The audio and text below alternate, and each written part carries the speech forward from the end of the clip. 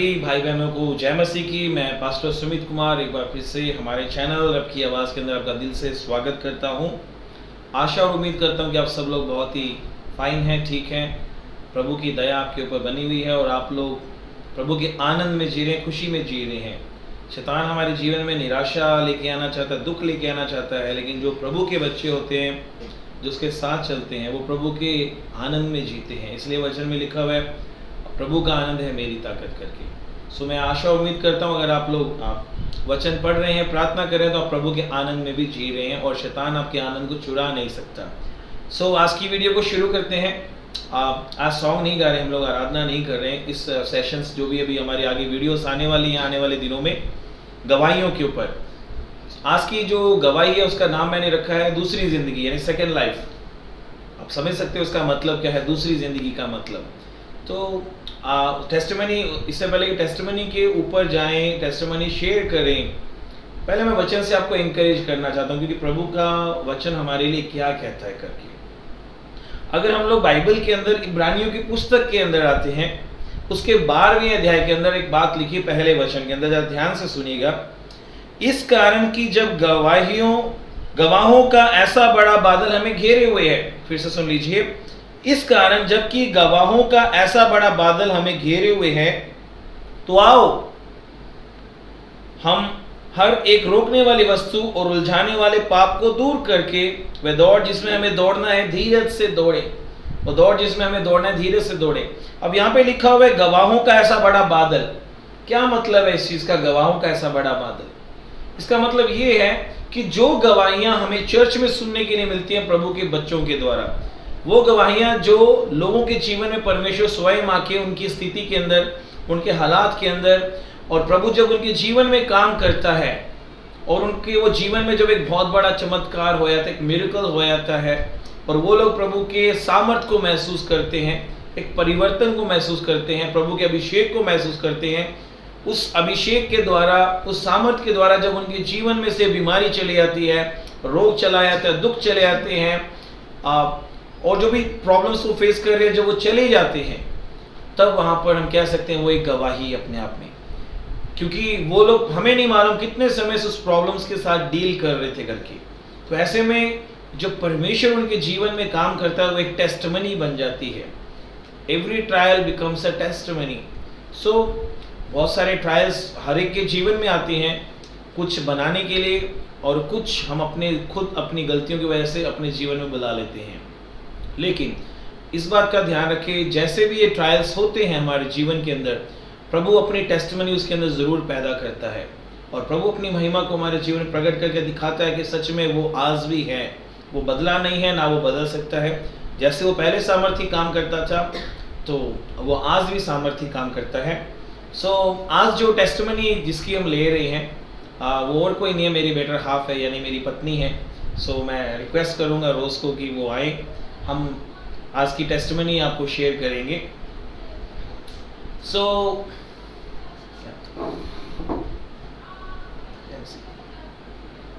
सभी को मेरी तरफ से जय मसीह की। इससे पहले कि हम लोग गवाही शेयर करें, मैं आपको बता देना चाहता हूँ, मैं एक पास्टर ज़रूर हूँ, एक पिता भी हूँ, एक पति भी हूँ, एक टीचर भी हूँ, और मेरे लाइफ में जब मैं एक टीनेज में जी रहा था, यूथ्स के अंदर, उससे पहले से लेके, यानी जब एक छोटा बच्चा था तब से लेके आज तक मेरे जीवन के अंदर अनगिनत गवाहियां हैं।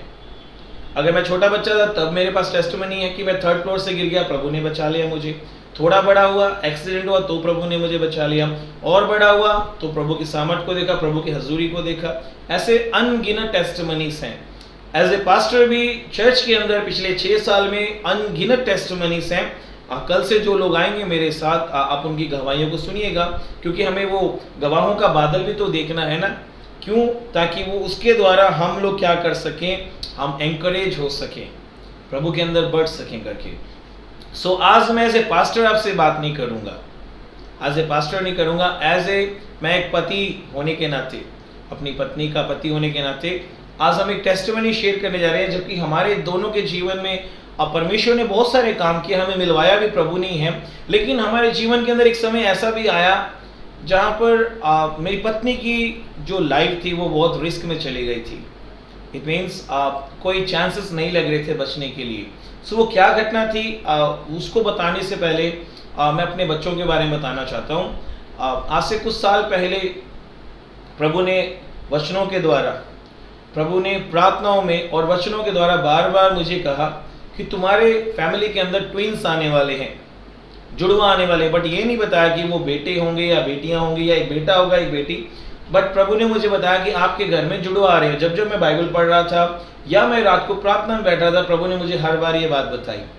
और जितनी बार भी मैंने अपनी पत्नी को ये बात शेयर की तो उसे लगा शायद ये मेरा वहम हो सकता है करके, और उनको लगा, मेरी पत्नी को लगा कि शायद ये मेरी डिज़ायर है, शायद ये मेरी इच्छा है कि मुझे ट्विंस चाहिए करके, शायद इसलिए मुझे लग रहा है। लेकिन मैं उसको हर बार जब मैं रात को बाइबल पढ़ता था मैं उसको दिखाता था, यहाँ देखो क्या लिखा हुआ है, प्रभु का वचन क्या कह रहा है करके। और अपने समय में प्रभु ने हमें वो गुड न्यूज़ दी, जो कि हमारी ऐसी कोई प्लानिंग्स भी नहीं थी। तो प्रभु ने हमें गुड न्यूज़ दी कि मैं फिर से पापा बनने वाला हूँ करके, डैड बनने वाला हूँ। तो कुछ समय के बाद जब अल्ट्रासाउंड करवाया गया तो पता चला कि सच में ट्विंस आ रहे हैं करके। अब हम आपको आज की टेस्टिमनी बताना चाहते हैं, दूसरा जीवन। जब ये डिलीवरी होने वाली थी हमारे बच्चों की, जब अगस्त में डिलीवरी होने वाली थी, आज से 3 साल पहले की बात करते, 17 के अंदर, अगस्त के अंदर। सो डिलीवरी वाले दिन, यानी डिलीवरी ऑलरेडी दोपहर में हो चुकी थी, अच्छी नॉर्मल डिलीवरी जैसे होनी चाहिए वैसे डिलीवरी होगी। बट रात को अचानक एक घटना घटी, करीब 10 बजे करीब एक घटना घटी। मेरी पत्नी मुझसे, हालांकि उस दौरान 3 से लेकर 10 बजे तक अच्छी तरह से बात भी कर रही थी, हम लोग इंटरेक्ट भी कर रहे थे एक दूसरे के साथ, वो पूछ रही थी बच्चों के बारे में, सब चल रहा था। अचानक 10 बजे हमें कुछ अजीब देखने को मिला, जो मैंने अपनी लाइफ में कभी भी अपने रिलेटिव्स के अंदर भी ऐसा नहीं देखा। इतने सारे केसेस देखे हैं मैं चर्च में, लेकिन ऐसा केस कभी नहीं देखा जो मेरे सामने आया। मेरी वाइफ उस टाइम बेड के ऊपर थी, तो हम बात कर रहे थे, तो अचानक मैं किचन में से, यानी जो हमें रूम मिला था वहाँ पे किचन भी बना हुआ था हॉस्पिटल के अंदर, मैं किचन में से कुछ लेने गया और जैसे मैं मुड़ के देखता हूँ मेरी पत्नी बिल्कुल एक अजीब सा बिहेव कर रही थी। कहने का मतलब ये बेड के ऊपर थी लेकिन उछल रही थी ऊपर नीचे और अपने बालों को खींच रहे थे, और मैं ये कुछ समझ नहीं पा रहा था, और ये जोर जोर से चिल्ला रहे थे, ये क्या हो रहा है, मैंने कभी ऐसा नहीं देखा करके, ये क्या हो रहा है करके। और मैं सोचता हूँ शायद मेरी पत्नी को भी पता नहीं चला होगा उस टाइम क्या हुआ था। कुछ महसूस हुआ आपको उस समय भी क्या हो रहा है करके? नहीं, मेरे को कोई महसूस नहीं हुआ। सो इनको मैं नहीं मानता उस समय कुछ, क्योंकि एक तो डिलीवरी हुई थी और दूसरी बात उस समय उस सिचुएशन के अंदर इनको पता नहीं चल रहा था अभी ये हो क्या रहा है करके। और मैं देखते ही मेरे रोंगटे खड़े हो गए, ये क्या हुआ है करके। और मैं दौड़ कर वहाँ से सीधा डॉक्टर के पास गया और मैंने डॉक्टर मैम को बताया कि जल्दी चलिए, ऐसा कुछ हुआ है करके। और उन्होंने अपने अटेंडेंट्स को भेजा कि मैं आ रही हूँ, आप जाइए करके। और उन्होंने दबादब भाग के वो लोग आए, हमारे रूम में देखा तो उन्होंने कुछ सिचुएशंस को कंट्रोल करने में कोशिश किया। वो बोल रहे ये अटैक है करके, ये अटैक हुआ है इनको रात को। और मेरे लिए बहुत सरप्राइजिंग था कि दोपहर में मुझे एक अच्छी न्यूज़ मिली है, गुड न्यूज़ मिली है कि मैं जुड़वा बच्चों का बाप बना हूँ, जिनके नाम तक परमेश्वर ने मुझे बताया कि उनका नाम आशीष और अनुग्रह रखना करके। और ये रात को अजीब सा क्या हो रहा है करके मैं बहुत विचलित हो गया था, बहुत परेशान हो गया था इस बात को लेकर। और उसके बाद डॉक्टर मैम आए, उनको जब हमने सारी सिचुएशन अपनी बताई तो जल्दी जल्दी उन्होंने सारा सामान वहाँ पर रखा सारे चेकिंग के लिए। मुझे सामान नहीं मालूम क्योंकि मैं मेडिकल लाइन से नहीं हूँ, मेरी वाइफ मेडिकल लाइन से, इसको मालूम है वहाँ पे क्या क्या सामान था। क्या क्या सामान था वहाँ पर? जोर से। वहाँ पे डिफिब्रिलेटर रखा था। डिफिब ये होता है कि जब पेशेंट मतलब कि मरने पर होता है तो तब हम मतलब कि पेशेंट के पास रखते हैं, और मेरे को कोई होश नहीं था कि मतलब मेरे पास क्या रखा जा रहा है। तो मतलब कि डिफिब रखा, तो मतलब कि जब मेरे को मतलब कि अटैक आया तो उन्होंने ये सारी चीज़ें और इमरजेंसी ड्रग्स जो इंजेक्शंस होते हैं, एट्रोपिन वगैरह, जब हमें अरेस्ट होता है तब लगते हैं, वो सारे इंजेक्शंस की किट भी इवन उन्होंने मेरे पास मतलब रख दी थी। और मेरे को मतलब बिल्कुल होश नहीं था कि ये मतलब कि क्या कर रहे हैं। तो उसके बाद मतलब कि मेरे को मतलब बहुत ज़्यादा मतलब कि इमरजेंसी हुई कि मतलब कि उन्होंने बोला कि इनको बीटी भी लगाना पड़ेगा। इवन कि मेरे को इतनी इमरजेंसी हुई कि मॉर्निंग में मेरे को ब्लड लगा और उसके बाद मतलब कि रात को भी मेरे को मतलब कि ब्लड लगा, जबकि मतलब इतनी रिक्वायरमेंट नहीं थी मतलब कि। क्योंकि मैं बहुत ज़्यादा सीरियस कंडीशन में थी। मेरे को खुद ही नहीं मालूम था कि मेरे साथ हो क्या रहा। और लगातार काफ़ी ज़्यादा मेरे को सीजर्स आ रहे थे, बहुत ज़्यादा मतलब कि मेरे को सीजर्स आ रहे थे कि जिनकी वजह से मैं बहुत ज़्यादा मतलब अपने जो सुई लगाते हैं वो उसको मतलब कि मैं तोड़ रही थी, अपने बाल खींची थी, और इवन कि मैंने अपनी जो लेग्स हैं वो मैंने अपने पेट के ऊपर लगा ली थी। मेरे को बिल्कुल भी होश नहीं था। तो मतलब कि डॉक्टर्स की पूरी टीम मतलब कि वहाँ पे इकट्ठी हुई। हुआ ऐसे था, ये फर्स्ट टाइम जब हुआ तो इसको होश नहीं था और डॉक्टर ने वहाँ पर सिचुएशन को कंट्रोल करने की कोशिश की। और मुझे मेरे साथ उस टाइम चर्च के यूथ के बच्चे थे, कुछ पास्टर्स लोग बाहर से आए थे, जो मेरे स्पिरिचुअल फादर हैं, आत्मिक पिता, वो भी वहाँ थे, और मेरे जो मदर इन लॉ है वो भी वहाँ थे। तो डॉक्टर्स ने बोला प्लीज़ आप इस रूम को जल्दी से खाली कर दीजिए। मैं पूछ रहा हूँ मैम हो क्या रहा है, मुझे बताइए, आप सबको बाहर क्यों निकाल रहे हो करके। और बस मैं बता नहीं सकता कि मेरे साथ उस टाइम मेरे ऊपर बीत क्या रहा था, क्योंकि वो पीड़ा मुझे हो रही थी। क्योंकि मैं मानता हूँ इस टाइम इस दुनिया के अंदर, चलो चर्च एक फैमिली है ठीक है, लेकिन रोज़ के अलावा मेरा ज़िंदगी में कोई दूसरा नहीं है जिसको मैं बोल सकूं कि हाँ मेरा कोई है जिसके साथ मैं रह सकता हूँ आगे करके। और जब मैम ने मुझे बाहर निकाला, वो सारा सामान वहाँ रखा गया, तो थोड़ी देर तक तो कंट्रोल किया उन्होंने सिचुएशन, और मैं अंदर अकेला गया मैम से बात करने के लिए। मैंने मैम को बोला मैम कुछ भी हो जाए आपको रोज़ को बचाना है, क्योंकि इसके अलावा मेरा ज़िंदगी में कोई भी दूसरा नहीं है करके। तो मैम ने बताया हम अपनी तरफ से पूरे पॉसिबल एफर्ट्स कर रहे हैं करके। उसके बाद थोड़ी देर बाद मेरी पत्नी को होश आया, और जब उसको होश आया उसने वो सारा सामान देखा, क्योंकि ये मेडिकल लाइन से सीनियर स्टाफ हैं, तो सामान को देखते जजमेंट किया, क्योंकि पहले वो सामान सब वहाँ पड़ा नहीं हुआ था उस रूम के अंदर। तो उन्होंने मुझसे पूछा ये सारा सामान यहाँ से कैसे आ गया करके।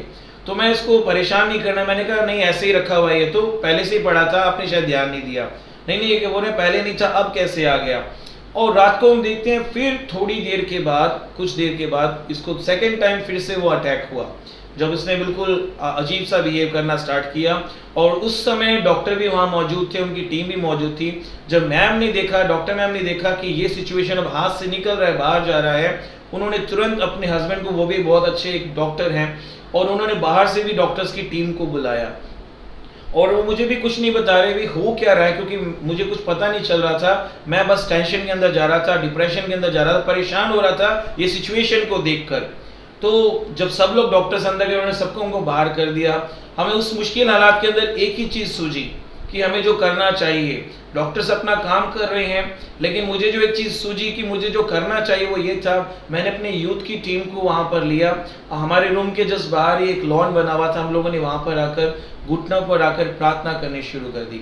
हमने प्रभु के आगे प्रार्थना की, प्रभु हम जानते हैं तू जीवन देने वाला और जीवन लेने वाला है। हमने प्रार्थना की प्रभु कोई भी अंधकार की शक्ति, इविल अटैक मेरी पत्नी के ऊपर नहीं होना चाहिए। प्रभु हम चाहते हैं कि तेरे दूत, प्रभु तेरा लहू का बाड़ा मेरी पत्नी की चारों ओर हो और मेरी पत्नी की रक्षा करे, क्योंकि अभी भी बेटे हुए भी हैं, तो फ्यूचर में ऐसा कैसे होगा करके। तो हम लोगों ने, मैंने और मेरी टीम ने वहाँ मिलकर हमने रो रो के प्रार्थना करनी शुरू कर दी। और रात के 2 बज गए थे ये सारा प्रोसीजर, और हम लोग वहाँ प्रार्थना किए जा रहे थे। हमारा आस और जो उम्मीद थी वो प्रभु के अलावा कहीं नजर नहीं आ रही थी, क्योंकि जिस तरह से डॉक्टर का रिएक्शन हो रहा था, तो हमें लग रहा था पता नहीं क्या कर रहे हैं क्या नहीं कर रहे हैं, इनसे कंट्रोल होगा या नहीं होगा, ये सिचुएशन को हैंडल कर पाएंगे भी कि नहीं कर पाएंगे। हमें कुछ प्रॉपरली बता भी नहीं रहे थे, बस हमें बोल रहे हैं रूम से बाहर रो करके। और जब इतनी सारी टीम वहाँ पर अंदर रूम में काम कर रही है, मतलब एक तो पहले मैम थे जो सर मतलब गायनी के डॉक्टर थे, उसके अलावा जब 3 डॉक्टर्स और अंदर आ गए, उनके अटेंडेंट्स आ गए, तो हम सोच रहे थे मतलब मामला कुछ क्रिटिकल है, मामला कुछ गंभीर है, जिसकी वजह से इतने डॉक्टर्स को बुलाना पड़ गया। और सच में मैंने खुद वहाँ पर एक बहुत बड़ी ट्रे को देखा जिसके अंदर हर तरह के इंजेक्शंस रखे हुए थे। जैसे मेरी वाइफ बता रही है कि जो ऐसे टफ टाइम के अंदर जो इंजेक्शंस दिए जाते हैं, वैसे वो सारी ट्रे वहाँ मौजूद थी। तो बट हमारी आस और उम्मीद सिर्फ खुदा के ऊपर थी, परमेश्वर के ऊपर थी, और हम लोग वहाँ पर रो रो के प्रार्थना कर रहे थे। आज भी जब मैं उस हालात को, उस परिस्थिति को याद करता हूँ, तो कहीं ना कहीं थोड़ा सा दुखी हो जाता हूँ, मन मेरा उदास सा हो जाता है, मैं रोने को दिल करता है। लेकिन फिर मैं देखता हूँ प्रभु ने अपना काम किया, प्रभु ने अपनी महिमा को प्रकट किया। वो सिचुएशन सच में मैं बयान नहीं कर सकता कि कितने मुश्किल थे हमारे लिए। रात को 2 बजे डॉक्टर्स ने बाहर आके बोला अभी वो ठीक हैं करके, रोज़ आपकी पत्नी ठीक है, but she has to be under supervision for next 24 hours करके। अगले 24 घंटे के लिए हम पूरा ध्यान रखेंगे, अगले 24 घंटे को किसी तरह से सही निकालने हैं करके।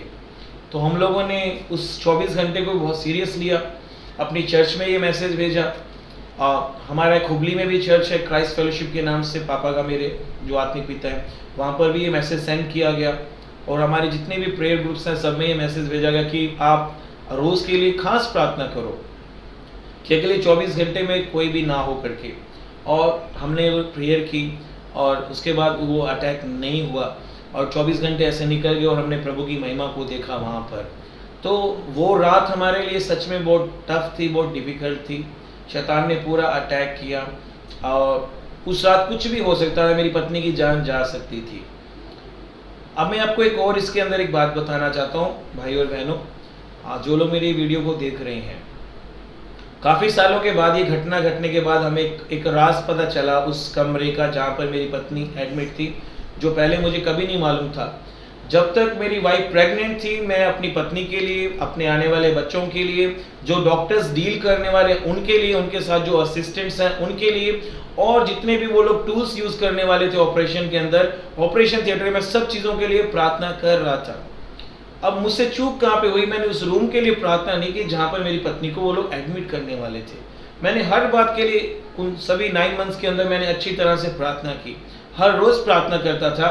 और आज भी उस डॉक्टर मैम की गवाही है कि एक बार ऐसे हुआ कि उस दौरान जब मेरी वाइफ प्रेगनेंसी में थी, उनको किसी इमरजेंसी काम से गंगानगर जाना था, तो रास्ते में बहुत भयंकर एक्सीडेंट हो गया।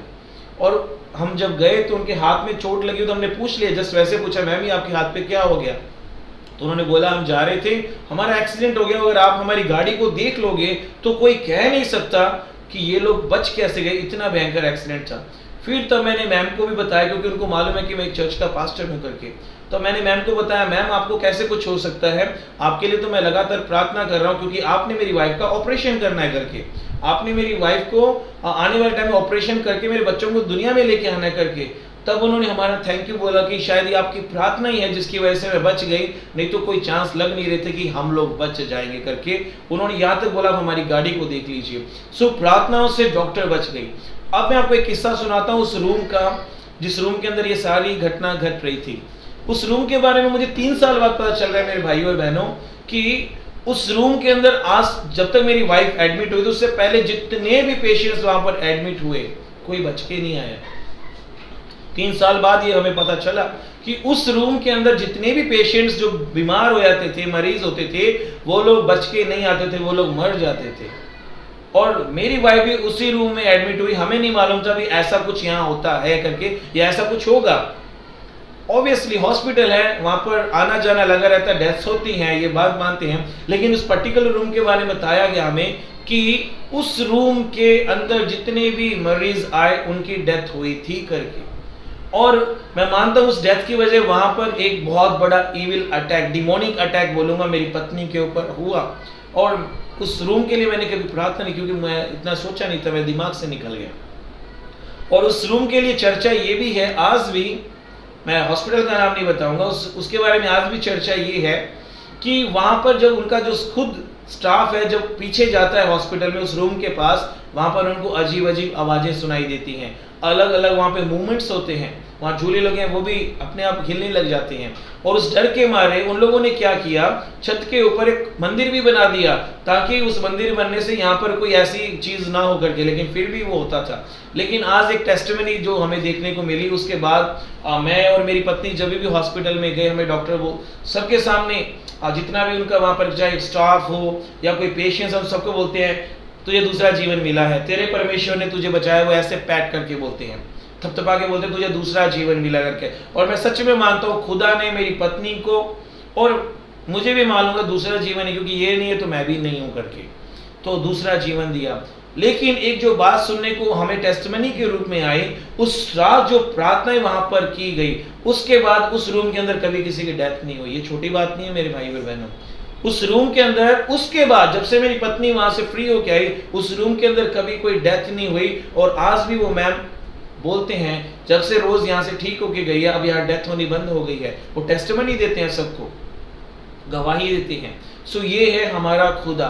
सो आप लोगों को भी मैं यही कहना चाहता हूँ भाई और बहनों, हम नहीं जानते कि हमारे ऊपर इविल अटैक कब हो सकता है, क्योंकि शैतान बिल्कुल बर्दाश्त नहीं कर सकता। जैसे अगर आप प्रॉस्पर होते हो, आप तरक्की करते हो, आप आशीषों की ओर बढ़ते हो, तो लोगों को हजम नहीं होता, लोगों को बर्दाश्त नहीं होता कि आप बढ़ क्यों रहे हो। वैसे जब आप आत्मिक उन्नति करते हो, आपको प्रभु एक नए स्तर पे लेके जाता है। प्रभु जब आपको आशीषें बरकतें देता है, शैतान को हजम नहीं होता, शैतान को बिल्कुल हजम नहीं होता। आपको मैं बता दूं, मेरे बच्चों को जैसे मेरे परमेश्वर ने मुझे बता दिया था कि आपके घर में ट्विंस आएंगे, 5वें महीने में आके बताया कि वो बेटे ही आएंगे और उनका नाम तुमने आशीष और अनुग्रह रखना है। और वो प्रोफेसी सच में वैसी ही पूरी भी हुई कि मुझे जुड़वा बेटे दिए और उनका नाम भी मैंने आशीष और अनुग्रह रखा। और मैं क्या देखता हूं, ये जो इविल अटैक्स में जो आपको बता रहा हूं, किस लिए रोक रहा था, वो इसलिए क्योंकि परमेश्वर ने मुझे बता दिया था कि 5 साल की उम्र जब आपके बच्चे क्रॉस कर जाएंगे, तुम्हारे बेटे जब 5 साल पार करेंगे, उसके बाद मैं इनको इस्तेमाल करना शुरू कर दूंगा अपनी महिमा के लिए। सो शैतान ने कहीं ना कहीं वो अटैक करना स्टार्ट किया था। और मैं मानता हूँ हमारे जीवन में भी शैतान किसी न किसी रीति से, रूप से आके हमारी फैमिली के अंदर, हमारे रिलेशंस के अंदर आके अटैक करता है। आपको वाइज बनना पड़ेगा, आपको बुद्धिमान बनना पड़ेगा प्रभु के वचनों के अनुसार से। हम अपनी बुद्धि का इस्तेमाल बन के नहीं बन सकते, वहां पर आप गलत कदम उठा सकते हैं, हम लोग गलत दिशा में जा सकते हैं। सो बहुत कुछ गलत हो सकता है, लेकिन हम जब प्रभु की बुद्धि के अनुसार जाएंगे, आप समझ जाओगे कि ये क्या हो रहा है आपकी जिंदगी के अंदर। क्या ये शैतान की ओर से हो रहा है या फिर सच में वैसे ही हो रहा है करके। जब आपको पता चल जाएगा ये शैतान की ओर से, आपको वाइजली डिसीजंस लेने हैं उस समय। मैं प्रभु का धन्यवाद करता हूँ कि मेरी पत्नी को ये दूसरा जीवन मिला। मैंने कभी ये सोचा नहीं था करके। और सच में आज भी हम जब कभी भी उस हालात, उस परिस्थिति को याद करते हैं, हमारे दिल, हमारी आंखें नम हो जाती हैं। लेकिन उस डॉक्टर के लिए भी हम थैंकफुल हैं कि उन्होंने उस सिचुएशन में बाहर से भी अब डॉक्टर्स की टीम को बुलाया, जिन्होंने कंट्रोल किया। वहाँ मैं मानता हूँ डॉक्टर्स तो काम कर रहे थे, लेकिन खुदा उससे ज़्यादा काम कर रहा था। प्रभु के दूत उस कमरे के अंदर काम कर रहे थे और प्रभु ने अपनी महिमा को वहाँ पर प्रकट किया। सो मैं आपको भी एंकरेज करना चाहता हूँ मेरे भाई और बहनों, आखिरी समय तक हार मत मानिए। कई बार हम लोग हालात, परिस्थिति जब हमारे हाथ से निकलने की कोशिश करते हैं, हम पहले ही हार मान लेते हैं, कहते हैं कोई बात नहीं, अब तो मैं कुछ कर नहीं सकता, हम लोग ये सोचने लग जाते हैं। लेकिन मैं आपको एंकरेज करना चाहता हूँ, मैं आपको उत्साहित करना चाहता हूँ, आखिरी समय तक लड़िए। और वचन भी हमें ये कहता है, यीशु मसीह के वचन हमने पुराने नियम में देखते हैं, जब प्रभु बोलता है मेरे पास तुम्हारे लिए अच्छी योजनाएं हैं, वो हानि की नहीं, नुकसान की नहीं है, वो भलाई की है, और अंत में तुम्हारी आशा पूरी करूंगा। और यहाँ पर देखते हैं नए नियम के अंदर वचन कहता है, जो अंत तक धीरज धरते हैं, विश्वास में बने रहते हैं, वो प्रभु से इनाम पाएंगे। सो क्या आप लोग आखिरी तक बने रहते हैं या उससे पहले हार मान के बैठ जाते हैं? मैं मानता हूं अगर उस समय मैं गिव अप कर देता, जिस तरह मैंने हालात को देखा, परिस्थिति को देखा, अगर मैं गिव अप कर देता तो शायद आज हम ऐसे ये टेस्टिमनी ना शूट कर रहे होते। लेकिन मैंने एक फाइट की थी, मैंने इविल स्पिरिट्स के जाके फाइट की। मेरी टीम ने, जितने मेरे यूथ के बच्चे जितने इतने ओबीडियंट हैं, जो आज मेरी आज्ञा को इतना फेथफुली मानते हैं, उन लोगों ने मेरा साथ दिया। हम लोगों ने एक फाइट लड़ी कि आज एक लड़ाई होगी, किसके बीच में? दुष्ट आत्माओं के बीच में और हमारे बीच में। और जैसे वचन कहता है, आप 1000 के बराबर हो करके, एक बंदा 1000 के बराबर है। हम लोग घुटनों पर आके उस फाइट को लड़ा और हमने परमेश्वर की वहां पर महिमा को देखा। और हम चाहते थे कि यहाँ पर सच में परमेश्वर के नाम की महिमा, हम शैतान को शर्मिंदा करना चाहते हैं, परमेश्वर को नहीं। और हमने सच में देखा, हमारी प्रार्थनाओं का उत्तर आया। किसी ने खूब कहा है, हम जब प्रार्थना करते हैं कभी भी वो अनसुनी नहीं जाती है। जब आप प्रार्थना करते हो, प्रभु इसे सुनता है तो उसका उत्तर भी देता है। कुछ प्रार्थनाओं में थोड़ा टाइम लगता है क्योंकि प्रभु आपके लिए बेस्ट लेके आता है। कुछ प्रार्थनाओं को हमें इमीडिएट उत्तर मिल जाता है क्योंकि वहां पे प्रभु अपनी महिमा को दिखाना चाहता है। सो मेरे भाई और बहनों, मैं आपको एक बात कहना चाहता हूँ, अंत तक बने रहिए, अंत तक बने रहिए। और जो आपकी लड़ाई है वो आत्मिक है, आपको आत्मिक लड़ाई लड़नी है। मैं एक वचन पढ़ के बस उसके बाद मैं खत्म करूंगा। अगर हम लोग अफिसियों की पत्री के अंदर आते हैं, अफिसियों की पुस्तक के अंदर आते हैं, वहां पर हमें पौलुस क्या कहता है, अगर उसके हम लोग अगर उसके वचन को पढ़ते हैं 6वें अध्याय के अंदर 12वें वचन की, क्योंकि हमारा ये मल युद्ध लहू और मांस से नहीं है, हमारा ये मल युद्ध लहू और मांस से नहीं है, परंतु प्रधान से, अधिकारियों से और इस संसार के अंधकार के हाकिमों से, अंधकार के हाकिमों से और उस दुष्टता की आत्मिक सेनाओं से जो आकाश में है। सो यहाँ पर पौलुस भी बताता है, हम सब जानते हैं एक मसीह बंदा जो होता है, एक जो प्रभु का बच्चा होता है, वो हमेशा एक बैटलफील्ड के अंदर होता है और वो हमेशा लड़ाई लड़ता है, शारीरिक तौर पे नहीं, आत्मिक रीति से। सो यहाँ पर भी बताया गया हम एक आत्मिक बैटल के अंदर हैं और हमारी लड़ाई दुष्ट आत्मा से है, उनकी सेना के साथ है। तो ऐसे में आपको फाइट कैसे करना है? आपको आत्मिक रीति से ही फाइट करना होगा, संसारिक रीति से आप फाइट नहीं कर सकते। प्रार्थना में रहकर, वचन को पढ़कर, संगति कर कर, प्रभु के लोगों से इंकरेज होकर हमें इस फाइट को लड़कर बढ़ना है आगे और अंत तक धीरज धरना है। प्रभु ये याद रखिए, मैं सबको बोलता हूँ और आपको भी बोलता हूँ, हमारा परमेश्वर वो है, वो मरे हुए के अंदर जान डाल देता है। तब तक आपको अगर मर भी जाता है ना कोई, तो भी बोलिए प्रभु इसे जिंदा कर देगा। हालेलुया, बोलिए प्रभु इसे जिंदा कर देगा। वो है आपका विश्वास जो हालात और परिस्थिति को बदल देंगे। सो आपको कभी भी गिव अप नहीं करना है। हमारा परमेश्वर छोटा नहीं है, ना ही उसके हाथ छोटे हैं, उसका दया वाला हाथ बहुत बड़े हैं। सो प्लीज प्रभु में मजबूत बनिए। अगर प्रभु ने हमारे जीवन में इतना बड़ा काम किया है, अगर मेरी पत्नी को उसने दूसरा जीवन दिया है, तो सोचिए वो आपके जीवन में क्या कुछ नहीं कर सकता, वो आपकी लाइफ में क्या कुछ नहीं कर सकता, वो सब कुछ कर सकता है। सो प्रभु में बने रहिए, गवाहियों को सुनते रहिए। कल एक नई गवाही हमारे बीच में होगी, वहां पर भी हम कुछ सुनेंगे और प्रभु ने कैसे उस भाई हो या बहन जो भी आएंगे कल, उनके जीवन में कैसे काम किया वो आप देखोगे और प्रभु के नाम की महिमा को देखोगे। सो तब तक प्लीज अपना ध्यान रखिए, एंकरेज होते रहिए। और ये वीडियो जो लोग डिप्रेस है, मायूस है, परेशानी में है, उनको एंकरेज करने के लिए वीडियो प्लीज उनको भी शेयर कीजिए। सभी को जय मसीह की, अपना ध्यान रखिएगा।